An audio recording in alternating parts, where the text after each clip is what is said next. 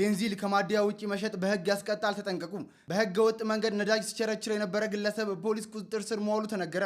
በጉለሌ ክፍለ ከተማ ወረዳ 9 ልዩ ቦታው ጥሮታ ድልድይ አካባቢ ዘሪሁን ኢብራሂም የተባለ ግለሰብ ቤንዚል ከነዳጅ ማደያ በ129 ብር እየገዛ የህንፃ መሳሪያ ሱቅ ውስጥ እያከማቸ 1 ሊትር ቤንዚል በ200 ብር ሲሸጥ በፖሊስ እጅ ከፍንጅ ተይዞ በቁጥጥር ስር ውሏል። ነዳጅን በህገ ወጥ መንገድ መሸጥ በህግ የሚያስቀጣ ድርጊት እንደሆነና ነዳጅ በቀላሉ የሚቀጣጠል በመሆኑ ከማደያ ውጪ ማከማቸት ለአደጋ ስለሚያጋልጥ ከእንደዚህ አይነት ድርጊት መቆጠብ እንደሚገባ የአዲስ አበባ ፖሊስ ጠቅላይ መምሪያ አስታውቋል። በዛሬው ዕለት በአሜሪካ ለሚኖሩ ኢትዮጵያውያን ሰበር የተባለ መረጃ ሰምቷል። የአሜሪካ መንግስት ለኢትዮጵያውያን ዜጎች ሰጥቶ የነበረው የጊዜያዊ ከለላ መብት ማንሳቱን ዛሬ አስታውቋል። የአሜሪካ የሀገር ውስጥ ደህንነት መስሪያ ቤት ዛሬ በሰጠው መግለጫ ኢትዮጵያ ውስጥ ያሉ ሁኔታዎች ስለተሻሻሉና አሜሪካ የሚኖሩ የሀገሪቱ ዜጎች ቢመለሱ የከፋ የደህንነት ስጋት እንደማይገጥማቸው በመረጋገጡ ጊዜያዊ ከለላቸው ማንሳቱን ገልጿል። በአሜሪካ ለመቆየት ህጋዊ መሰረት ካላቸው ኢትዮጵያውያን ውጭ ያሉ የኢትዮጵያ ዜጎች በ60 ቀናት ውስጥ ከአሜሪካ እንዲወጡ አሳስባለች። በዚህም ፕሮግራም ጠቃሚ የነበሩ ኢትዮጵያውያን በ2 ወር ውስጥ ራሳቸውን ዲፖርት እንዲያደርጉ ተጠይቀዋል። ይህንን ካደረጉ የአሜሪካ መንግስት የአውሮፕላን ቲኬትና $1000 ቦነስ እንደሚሰጣቸውም አስታውቋል። እንዳትሸወዱ አስቸኳይ ጥብቅ መረጃ ነው፣ ሁላችሁም አዳምጡት። በበርካታ ሰዎች ተመራጭ ሆነው ይሄ ከላይ የምትመለከቱት አልታ ፕላስ የፀጉር ማሳደጊያ ቅባት ተመሳስሎ የተሰራ ፌኩ በገበያ ላይ እየተሸጠ መሆኑን ድርጅቱ ደርሶበታል።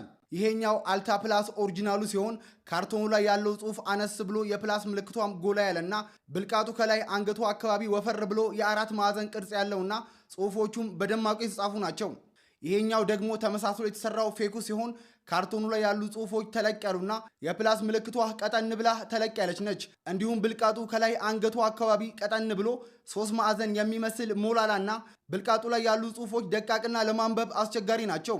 እናም ይህንን አልታ ፕላስ የፀጉር ማሳደጊያ ቅባት ከመግዛታችሁ በፊት ኦሪጂናልና ፌኩን በደንብ እንድትለዩ ድርጅቱ አሳስቧል። ጥንቃቄ ያደርጉ፣ አገልግሎቱ ይቋረጣል። ለጥንቃቄ እንዲጠቅማችሁ ይህንን መረጃ ልንገራችሁ። ከሲስተም ማሻሻያ ስራ ጋር በተገናኘ ነገ እሁድ ህዳር 7 ቀን 2018 ዓ.ም ከሌሊት 6 ሰዓት እስከ ሌሊቱ 9:45 ሰዓት ድረስ በሲቢኢ ብር ከሚሰጡ አገልግሎቶች በስተቀርም ሁሉም የባንኮች ዲጂታል የክፍያ አገልግሎቶች ማለትም የሞባይል ባንኪንግ፣ የኢንተርኔት ባንኪንግ እንዲሁም ደግሞ በኤቲኤም ማሽኖች እንዲሁም በፖስት ማሽኖች እና በኮር ባንኪንግ የሚሰጡ አገልግሎቶች በጊዜያዊነት ይቋረጣሉ ሲል የኢትዮጵያ ንግድ ባንክ አስታውቋል። ለተጨማሪ አዳዲስ መረጃዎች የፕላስ ምልክቷ በመንካት ፎሎ በማድረግ ቤተሰብ መሆናችሁ አዘኑ።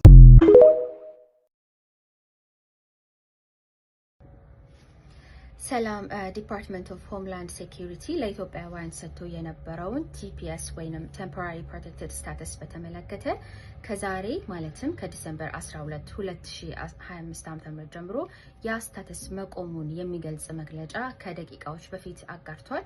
እንደምታስታውሱት ዲፓርትመንት ኦፍ ሆምላንድ ሴኩሪቲ ለኢትዮጵያውያን የቲፒኤስ ስታተስን የሰጠው ላለፉት 3 ዓመታት ነበረ። የቲፒኤስ ስታተስ የመኖሪያ ፍቃድ የሚሰጥ ስታተስ ሳይሆን ኢትዮጵያ ውስጥ ያለውን ሁኔታ በተመለከተ እዚህ ሀገር አሜሪካን ሀገር የመጡ ኢትዮጵያውያኖች ወደ ሀገራቸው ቢመለሱ ጥሩ ሁኔታ ሊገጥማቸው ስለማይችል በጊዜያዊነት አሜሪካ ውስጥ መቆየት የሚችሉበትን ስታተስ የሚሰጥ ነበር። የመኖሪያ ፍቃድ የሚሰጥ አይደለም፣ በየጊዜው የሚታደስ ነው። ስለዚህ ዛሬ የሚታደስበት ወይም ደግሞ የሚቆምበት የመጨረሻው ቀን ነበር። በዛሬው ዕለት የተወሰነው ውሳኔ ግን ላለፉት 3 ዓመታት ሰጥቶ የነበረው የቲፒኤስ ስታተስ ከዛሬ በኋላ እንደማይቀጥል ነው። ስለዚህ በቲፒኤስ ስታተስ ላይ ላሉ ሰዎች 2 አማራጭ አላቸው። አንደኛው አማራጭ ከፌብሩዋሪ 13 2026 ዓ.ም በኋላ በቲፒኤስ ስታተስ ላይ ብቻ ያሉ ሰዎች ተይዘው ወደ ሀገራቸው በግድ እንዲመለሱ የሚደረግ ስለሆነ ከዛ ቀነ ገደብ በፊት በራሳቸው ፍቃድ ራሳቸውን ሰልፍ ዲፖርት እንዲያደርጉና ወደ ሀገራቸው እንዲመለሱ የሚመክር ነው። እንደዛ የሚያደርጉ ከሆነ የአሜሪካ መንግስት የአውሮፕላን ቲኬታቸውን እንደሚሸፍን እንዲሁም $1000 ተጨማሪ እንደሚሰጥ ጠቅሷል። ከዛም በኋላ በህጋዊ መንገድ ወደ አሜሪካ መመለስ የሚፈልጉ ከሆነ ያንንም ማድረግ እንዲችሉ ሁኔታዎች እንደሚመቻችላቸው ጠቅሷል ማለት ነው። ሁለተኛው አማራጭ ደግሞ ከተጠቀሰው ቀነ ገደብ በፊት ማለትም ከፌብሩዋሪ 13 2026 ዓ.ም በፊት ወደ ሌላ ህጋዊ መንገዶች ስታተስን መቀየር ነው ማለት ነው። በዚህ ጉዳይ ላይ የህግ ምክር ከህግ ባለሙያዎች እንድታገኙ ይመከራል። የቪዲዮ ለሚያስፈልጋቸው ሰዎች ሼር አድርጉ። Thank you.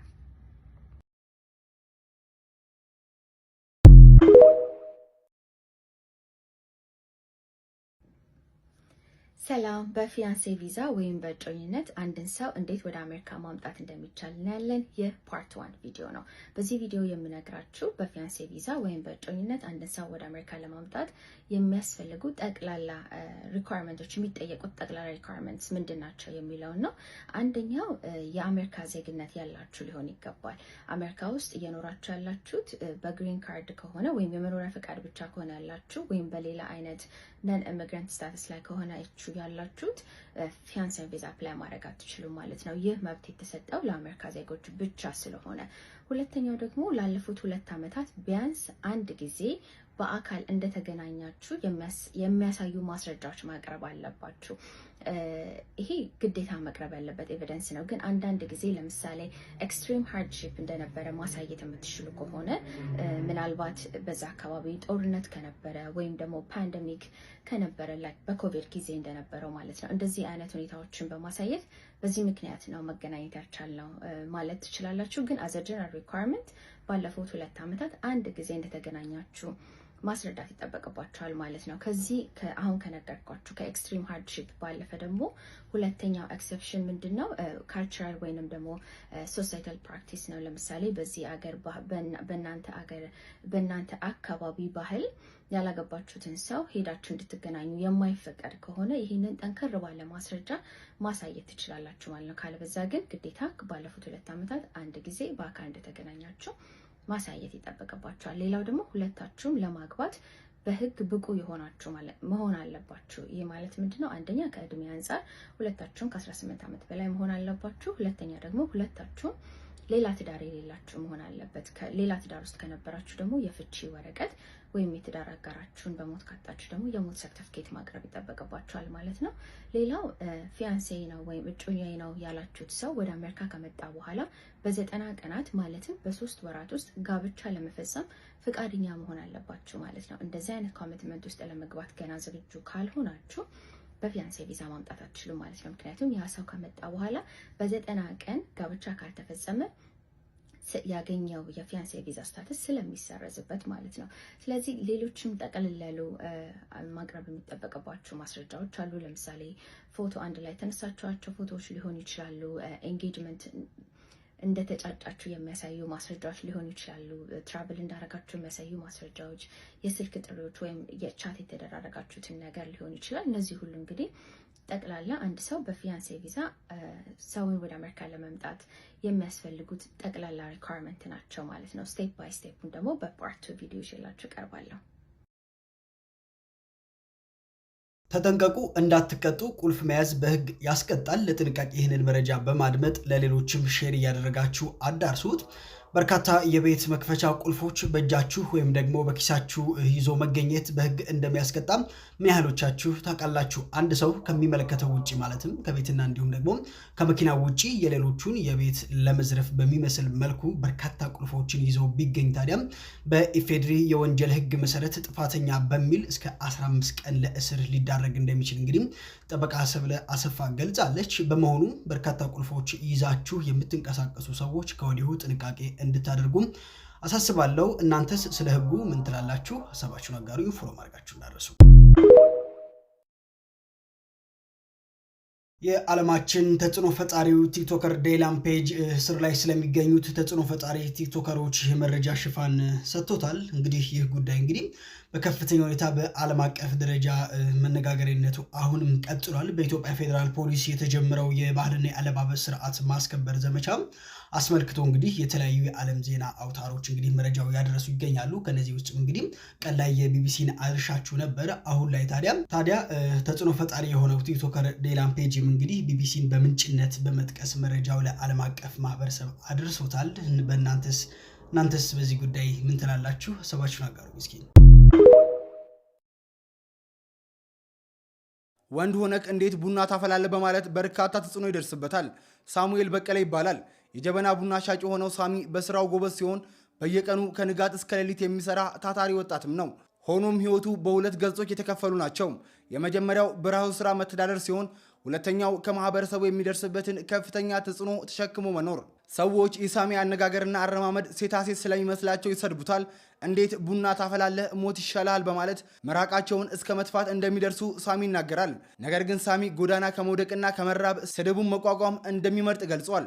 የሳሚ ገቢው አነስተኛ በመሆኑ ለቤት ኪራይ፣ ለቡና ግብዓቶችና ለዕለት ተዕለት ጉርስ ብቻ የሚውል ሲሆን ራሱን መንከባከብ ሲያቅተው ቆይቷል።